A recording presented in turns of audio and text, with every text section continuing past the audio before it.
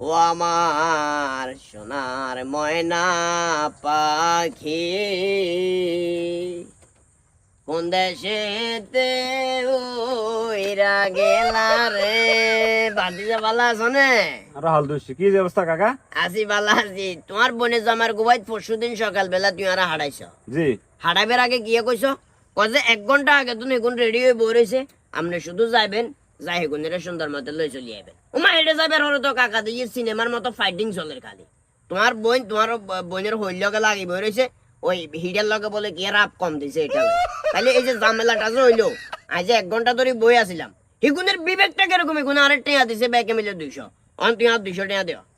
ওর ভাই ইঞ্জার কবে লাইনে টানি আনছেন? এই কারণে বাইরের লোক ধরে না, জীবনে আর কোনোদিন ধরে না। না না, ওই যা মানে খেলা দেয় দরকার তো অসুবিধা নাই, বাইল্য কঙ্কা আনা দরকার না।